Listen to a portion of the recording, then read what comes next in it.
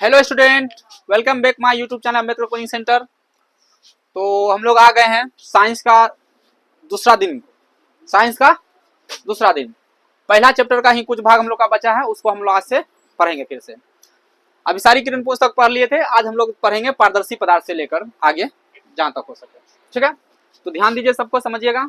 जो पहला दिन का क्लास नहीं देखे हैं वो अच्छा से हम लोग का फर्स्ट डे वाला क्लास देख लीजिएगा। ठीक है, चलिए। तो दूसरा क्लास में हम लोग आज पढ़ेंगे पारदर्शी पदार्थ। क्या पढ़ेंगे? पारदर्शी पदार्थ।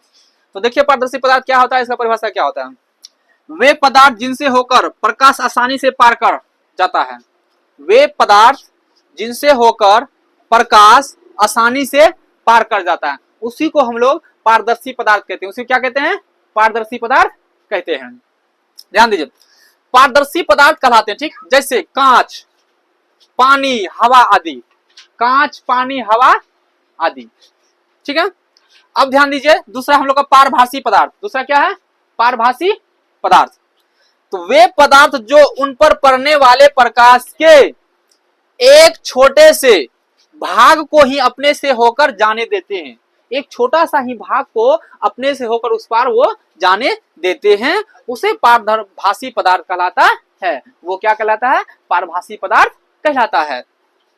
जैसे घिसा हुआ कांच, घिसा हुआ कांच। दूसरा तेल लगा कागज, रक्त, दूध, चर्म, आंख की पलक। आंख की पलक। हम लोग का अगर अचानक ढेर सारा रोशनी आता है तो हम लोग आंख ऑटोमेटिक बंद हो जाता है। आंख क्या होता है? ऑटोमेटिक बंद होता है। बंद होने का कारण होता है कि उसमें से थोड़ा सा प्रकाश हम लोग का अंदर आंख के अंदर जाने देते हैं, सब अचानक जाने नहीं देते हैं। तो हम लोग का आंख जो हो गया, ये पुतली जो हो गया, हम लोग ये पारभासी पदार्थ हो गया। क्या हो गया? पारभासी पदार्थ हो गया। घिसा हुआ कांच जो है वो पारभासी पदार्थ हो गया, क्योंकि उसमें से पूरा प्रकाश इस पार से उस पार जाने नहीं देता है। ठीक है, चलिए देखिए तीसरा हम लोग का अपारदर्शी पदार्थ। तीसरा क्या है? अपारदर्शी पदार्थ। अपारदर्शी पदार्थ का मतलब होता है कि अपने से होकर कोई भी प्रकाश को उस पार जाने नहीं देता, एक भी रति प्रकाश को उधर से जाने नहीं देता। जैसे मान लीजिए हम लोग ये टीन का ये है, ठीक है, घर, इससे प्रकाश अगर हम उस पार भेजेंगे तो कभी जाएगा? नहीं जाएगा। तो ये अपारदर्शी पदार्थ हो जाएगा। क्या हो जाएगा? अपारदर्शी। कहीं ईंटा जोड़ के बना दिए हैं महल जैसा दीवार, तो उससे हम लोग बोलेंगे प्रकाश इस पार से उस पार जाने तो जाएगा? कभी नहीं जाएगा। तो देखिए ध्यान से, तो वे पदार्थ जो प्रकाश को अपने से होकर नहीं जाने देते हैं, अपने से होकर नहीं जाने देते हैं, उसे अपारदर्शी पदार्थ कहलाता है। वो क्या कहलाता है? अपारदर्शी पदार्थ कहलाता है। जैसे देखिए लकड़ी हो गया, लोहा हो गया, पत्थर हो गया, अलकतरा हो गया, पेंट हो गया, धातु की प्लेट हो गया आदि। ये सब पदार्थ जो है अपारदर्शी पदार्थ कहलाता है। क्यों कहलाता है? क्योंकि ये अपने से होकर किसी प्रकाश को उस पार से उस पार जाने नहीं देता है। ठीक है, तो यहां तक हम लोग प्रकाश का पदार्थ के बारे में जान गए। अब ध्यान दीजिए, अब हम लोग का प्रकाश का परावर्तन। क्या है? प्रकाश का परावर्तन। प्रकाश के बारे में जान गए, अब हम लोग जानते हैं प्रकाश का परावर्तन क्या होता है। ध्यान दीजिए, तो प्रकाश के किसी वस्तु से, प्रकाश के किसी वस्तु से टकराकर, क्या कर कर? टकराकर लौटने को प्रकाश का परावर्तन कहते हैं। प्रकाश से किसी वस्तु को, प्रकाश को किसी वस्तु से, बोलो तो, प्रकाश को किसी वस्तु से टकराकर लौटने को, टकराकर लौटने को प्रकाश का परावर्तन कहते हैं। ठीक है, अब जैसे प्रकाश का किसी दर्पण से टकराकर वापिस उसी माध्यम में वापस लौटना, प्रकाश किसी चमकीले सतह से टकराकर उसी माध्यम में लौटने को हम लोग प्रकाश का परावर्तन कहते हैं। ठीक है, ध्यान दीजिए। चलिए, तो हम लोग आगे प्रकाश का परावर्तन पढ़ लिए कि किसी प्रकाश को किसी चमकीले सतह से टकराकर वापिस आने को हम लोग प्रकाश का परावर्तन कहते हैं।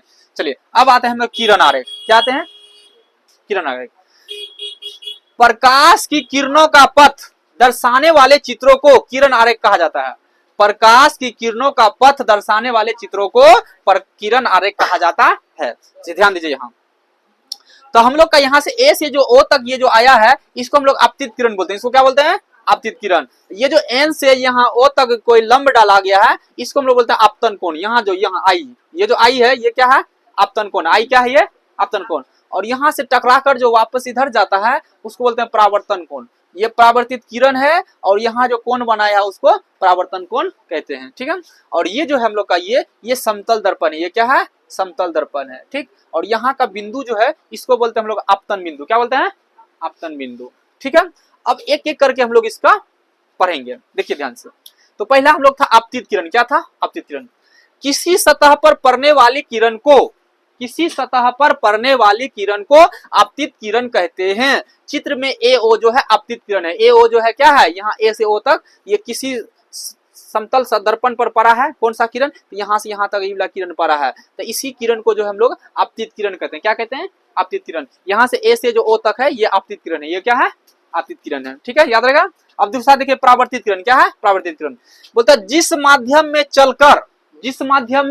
चलकर आपतित किरण सतह पर आती है, आपतित किरण सतह पर आती है, उसी माध्यम में लौट गई किरण को, यहां से इस माध्यम में आया और इसी माध्यम में ये क्या हो गया, लौट गया। इसी माध्यम में क्या हो गया, लौट गया। इसी माध्यम को हम लोग परावर्तित किरण कहते हैं। ठीक है, क्या बोला ध्यान से समझिए। जिस माध्यम में चलकर आपतित किरण सतह पर आती है, उसी माध्यम में लौट गई किरण को परावर्तित किरण कहते हैं। चित्र में OB जो है परावर्तित किरण है। यहां से O से जो B है ये हम लोग का परावर्तित किरण है। ठीक है, अब देखिए आपतन बिंदु। क्या है आपतन बिंदु, ध्यान दीजिए।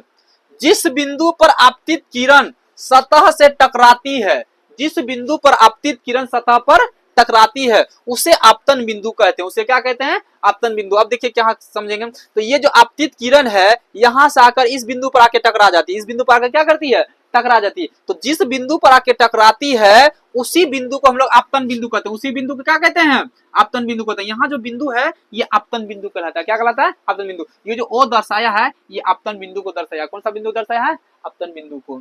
याद रहेगा। चलिए तो अगला हम लोग देखते हैं अभिलंब। क्या देखते हैं, अभिलंब। ध्यान दीजिए, अभिलंब के बारे में समझिए। बोलता है कि किसी समतल सतह के किसी बिंदु पर खींचे हुए लंब को, किसी समतल सतह के किसी बिंदु पर खींचे हुए लंब को उस बिंदु पर अभिलंब कहते हैं। उस बिंदु पर क्या कह लेते हैं, अभिलंब कहते हैं। चित्र में ON जो है अभिलंब है। चित्र में ON क्या है, अभिलंब है। अब समझिए अभिलंब क्या, ON यहां से लेकर यहां तक जो है ये अभिलंब है। ये क्या है हम लोग का, अभिलंब है। ON यहां से क्या है, अभिलंब है। इसका जो हम लोग घिसते हैं ऐसे ऐसे करके घिसते हैं। ठीक है, तो ये क्या हम लोग का अभिलंब। याद रहेगा अभिलंब। चलिए ध्यान दीजिए अगला। अब देखिए, अब है आपतन कोण। क्या है, आपतन कोण। ध्यान दीजिए, आपतित किरण आपतन बिंदु पर खींचे गए अभिलंब से जो कोण बनाती है, आपतित किरण आपतन बिंदु पर खींचे गए अभिलंब से जो कोण बनाती है उसे आपतन कोण कहते हैं। उसे क्या कहते हैं, आपतन कोण कहते हैं। तो ध्यान दीजिए यहाँ आपतन कोण क्या है। ये जो है अभिलंब आपतन बिंदु पर जो आपतन कोण यहाँ अभिलंब जो घिसती है और यहाँ आपतित किरण के बीच जो यहाँ जो कोण बना रही है इसी को हम लोग बोलते हैं आपतन कोण। इसी को क्या बोलते हैं, आपतन कोण। और ये जो आपतन कोण है हम लोग इसको I से सूचित करते हैं। किससे सूचित करते हैं, I से। याद रहेगा। अब दूसरा पढ़ेंगे आप परावर्तन कोण। क्या पढ़ेंगे, परावर्तन कोण। तो आपतन अभिलंब, ये अभिलंब और ये परावर्तित किरण, अभिलंब और परावर्तित किरण के बीच जो कोण बनता है उसी को हम लोग परावर्तन कोण कहते हैं। बोलिए तो, अभिलंब और परावर्तित किरण, अभिलंब और परावर्तित किरण के बीच जो कोण बनता है उसी को हम लोग क्या कहते हैं, परावर्तन कोण कहते हैं। याद रहेगा। चलिए हम लोग परावर्तन कोण देख लेते हैं। यहाँ पर देखिए, तो परावर्तित किरण आपतन बिंदु पर खींचे गए अभिलंब, परावर्तित किरण आपतन बिंदु पर खींचे गए अभिलंब से जो कोण बनाती है उसे परावर्तन कोण कहते हैं। चित्र में कोण NOB बराबर R जो परावर्तन कोण है। ठीक है, तो आपतन कोण, परावर्तन कोण, आपतन बिंदु, परावर्तन, परावर्तित किरण, आपतित किरण, ये सब समझ गए। चलिए अब हम लोग आते हैं नया चैप्टर, नया चीज में। अब तो प्रकाश के परावर्तन के निम्नलिखित दो नियम है। प्रकाश का जो परावर्तन पढ़ रहे थे अब उसका हम लोग नियम पढ़ेंगे। ये सबसे इंपॉर्टेंट चीज रहेगा, ये आपका सवाल में आता है बार बार।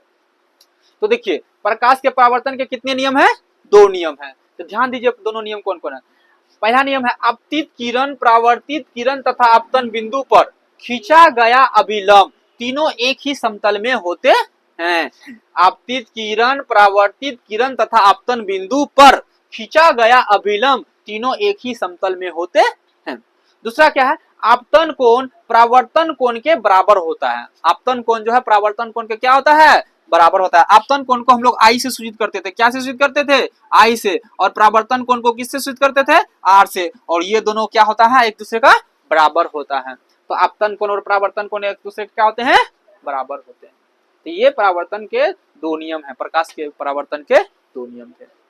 ठीक है, चलिए अगला देखते हैं पाश्चर्य उत्क्रमण। तो डे 2 में हम लोग डे दो में यहाँ तक पढ़ लिए आपतन परावर्तन कोण के दो नियम, परावर्तन के दो नियम। अब हम लोग तीसरा क्लास में जो पढ़ेंगे पाश्चर्य उत्क्रमण से शुरू करेंगे। ठीक है, तो आप लोग इस तरह डे टू बाय डे बने रहिए और साइंस का सब टोटल सब्जेक्ट चैप्टर करिए। ठीक है।